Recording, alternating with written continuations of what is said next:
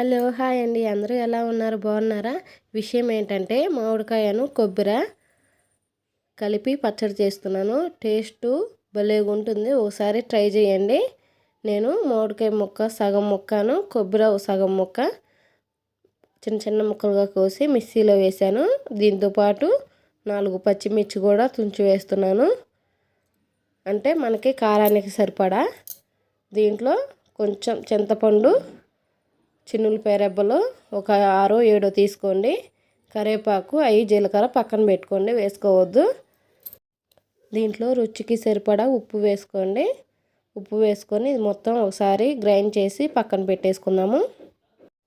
ఇప్పుడు స్టవ్ వెలిగించి కళాయి పెట్టుకుందాం. దీంట్లో ఒక 2-3 స్పూన్లు ఆయిల్ వేసుకొని దీంట్లో తాలింపు గింజలకు సంబంధించినవి అన్నీ ఉంటాయి కదా, ఆవాలు, మినప్పప్పు, పచ్చిపప్పు, జీలకర్ర అన్నీ సంబంధించినవి అన్నీ వేసుకుందాము.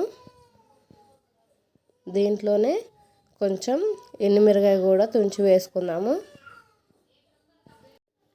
ఇవి కొంచెం ఎర్రగా వచ్చేదాకా ఉంచుకొని దీంట్లో కొంచెం కరివేపాకు కూడా వేసుకోండి. మీరు ఎప్పుడైనా కొబ్బరి మామిడికాయ కలిపి చేశారా? టేస్ట్ అయితే చాలా బాగుంటుంది, ఒకసారి ట్రై చేయండి, మీకు చాలా బాగా నచ్చుతుంది.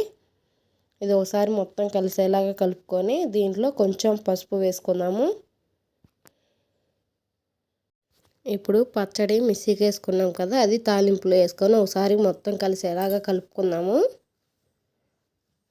ఇది అన్ని పచ్చి ముక్కలు వేసాం కదా మిక్సీకి. 10 నిమిషాల పాటు చిన్న మంట పెట్టి ఉడికించామంటే పచ్చడి చాలా టేస్ట్గా ఉండిద్దండి, పచ్చివాసన లేకుండా.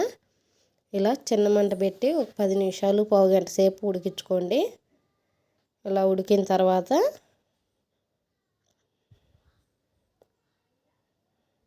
మధ్య మధ్యలో కలుపుకుంటూ ఉండండి. ఇప్పుడు ఇది ఒక గిన్నెలోకి తీసుకుందాము. గిన్నెలోకి తీసుకొని దీని మీద కొంచెం కొత్తిమీర జల్లుకోండి. టేస్ట్ చాలా బాగుంటుంది. నచ్చితే లైక్ చేయండి, షేర్ చేయండి, సబ్స్క్రైబ్ చేసుకోండి. Bye bye.